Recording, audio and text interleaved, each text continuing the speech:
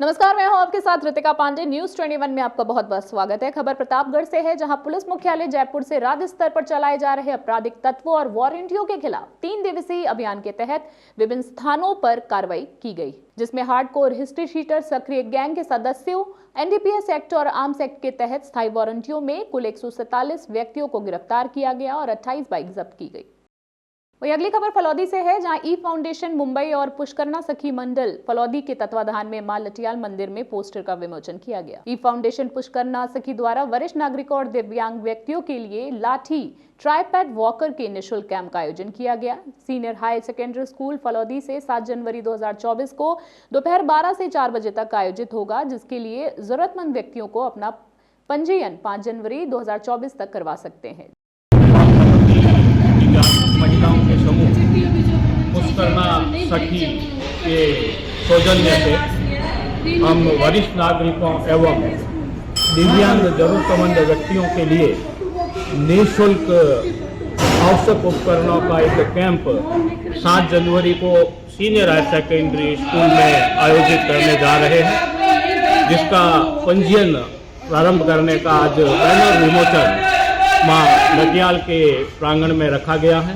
वहीं अगली खबर है, जहां सूफी संत हजरत ख्वाजा मोइनुद्दीन हसन चिश्ती के 812 उर्स को लेकर सभी सुरक्षा एजेंसी अलर्ट हो चुकी है, जिसको लेकर बुधवार को एटीएस और ईआरटी की टीम अजमेर पहुंची और दरगाह क्षेत्र का निरीक्षण कर व्यवस्थाओं का जायजा लिया। इस दौरान एटीएस की टीम के साथ दरगाह अंजुमन के पदाधिकारी भी मौजूद रहे। टीम दरगाह क्षेत्र में चप्पे चप्पे को बारीकी से निरीक्षण किया गया। जानकारी के अनुसार बताया जा रहा है कि इस बार ख्वाजा साहब के उर्स में शिरकत करने के लिए पाकिस्तान से जायरीन भारत आएंगे। इसको लेकर भी सभी सुरक्षा एजेंसी अलर्ट हो चुकी है। खबर अजमेर से है। ब्यावर उपखंड के जवाजा क्षेत्र में ग्राम चक्की का बाड़ियों में ग्रामीणों की सूचना पर वन विभाग ने पैंथर को रेस्क्यू कर पकड़ा है। आपको बता दें कि सरपंच की सूचना पर वन विभाग को सूचना दी गई, जिस पर वन विभाग ने तुरंत कार्रवाई करते हुए गांव में पिंजरा लगवाया और पैंथर को रेस्क्यू कर पैंथर को अरावली अभ्यारण्य में छोड़ दिया गया। ब्यावर के साकेत थाना अंतर्गत नुंदरी मालदेव रोड कृष्ण कॉलोनी स्थित प्लास्टिक के गोदाम पर 2 बदमाशों ने बोतल में पेट्रोल भरकर कबाड़ी के गोदाम में फेंक दी और आग लगा दी। यह पूरी वारदात सीसीटीवी कैमरे में कैद हो गई। इस अग्निकांड में पीड़ित को 12 लाख रुपए का नुकसान हुआ है। वहीं 300 मुर्गियां जिंदा जल गई हैं। देर रात पुलिस मौके पर पहुंचकर स्थिति का जायजा लिया और अग्निशमन वाहन ने मौके पर पहुंचकर आग पर काबू पाया। खबर रायसिंह नगर से है, जहां सड़क सुरक्षा अभियान के तहत आज नारायण सेवा समिति द्वारा वाहनों पर रेडियम रिफ्लेक्टर की टेप लगाई गई। स्थानीय ट्रैफिक पुलिस के सहयोग से यह अभियान चलाया गया है। सर्दी के मौसम में धुंध की वजह से सड़क दुर्घटना का खतरा बढ़ जाता है। इसके लिए समिति ने वाहनों पर रेडियम टेप लगाकर कार्य कर रही है। खबर जोधपुर से है, जहां इंडो नेपाल ग्रीन मिशन की ब्रांड एम्बेसडर जोधपुर की सिद्धि जौहरी ने अयोध्या में संपन्न हुए पर्यावरण महाकुंभ में भारत और नेपाल का प्रतिनिधित्व किया।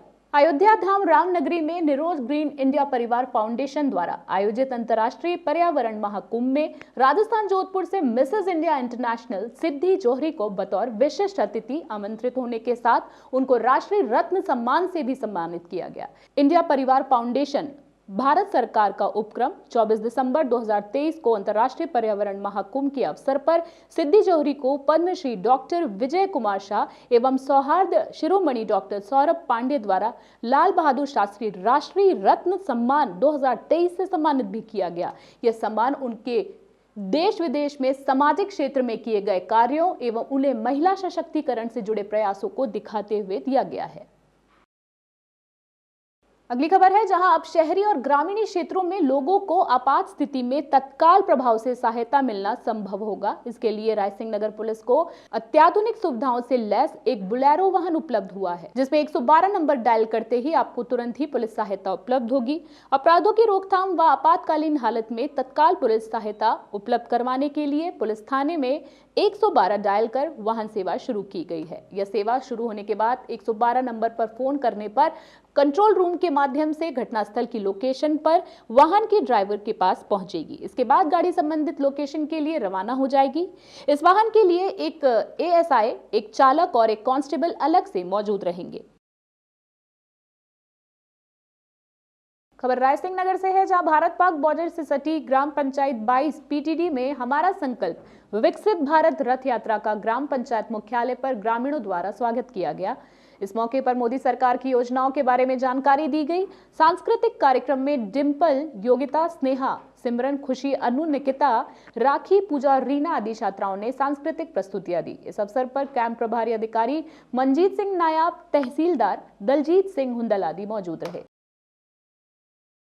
नई पीढ़ी को आधुनिक भारत के भविष्य की तस्वीर से अवगत कराने का प्रयास इस प्रदर्शनी के माध्यम से हो रहा है। साथ ही आम जन तक केंद्र सरकार की जन कल्याणकारी योजनाओं की जानकारी पहुंचने का संगम मल्टीमीडिया प्रदर्शनी के माध्यम से दिया जा रहा है। इससे पहले अतिरिक्त जिला कलेक्टर खोड़ ने फीता काटकर प्रदर्शनी का विधिवत शुभारंभ किया। अतिरिक्त जिला कलेक्टर खोड़ ने कहा कि लोक कल्याणकारी योजनाओं की सफलता इस तथ्य में निहित होती है कि उनकी जानकारी जरूरतमंद लोगों तक किस सीमा तक पहुंचती है। इस तरह की प्रदर्शनी योजना और उनके लाभार्थियों के बीच एक पुल बनाने का काम करती है। खैरतल में प्रधानमंत्री नरेंद्र मोदी ने विकसित भारत संकल्प यात्रा के अंतर्गत वर्चुअल लाभार्थी संबोधन और संवाद कार्यक्रम आयोजित किया, जिसका जिला स्तर पर पंचायत समिति तिजारा की ग्राम पंचायत लूहादेरा से वर्चुअल माध्यम से जुड़कर कार्यक्रम का आयोजन किया गया। संबोधन में कहा गया कि जो लोग कैंपों में आ रहे हैं वह गांव जाकर इन योजनाओं का प्रचार प्रसार करें, ताकि सभी जरूरतमंद लोग भारत सरकार द्वारा चलाई जा रही सभी योजनाओं का लाभ उठा सके। उन्होंने आमजन को कैंप में सभी योजनाओं की जानकारी दी, साथ ही वहां आए सभी लोगों को विकसित भारत की शपथ भी दिलवाई। भारतीय जनता पार्टी के महाराष्ट्र प्रदेश के जैन प्रकोष्ठ प्रदेश अध्यक्ष एवं अखिल भारतीय जैन अल्पसंख्यक महासंघ के राष्ट्रीय सचिव संदीप भंडारी ने चलो पिंजरापोल सेवा का आनंद ले प्रोजेक्ट के तहत सपरिवार श्री ओसवाल गौ सेवा सदन पिंजरापोल फलौदी का भ्रमण कर गौ सेवा का आनंद लिया। उन्होंने बताया कि प्रत्येक व्यक्ति गाय से जुड़े और जैविक खेती की तरफ हर किसान ध्यान दे तो निश्चित रूप से पर्यावरण सुरक्षित हो सकता है। अगली खबर फलौदी से है, जहां फलौदी में 2 दिवसीय लेखन कार्यशाला का आयोजन किया गया। इस आयोजन दूसरा दशक प्रशिक्षण स्थल बाप में किया गया। कार्यशाला में 7 पुस्तकालयों और विद्यार्थियों ने भाग लिया है।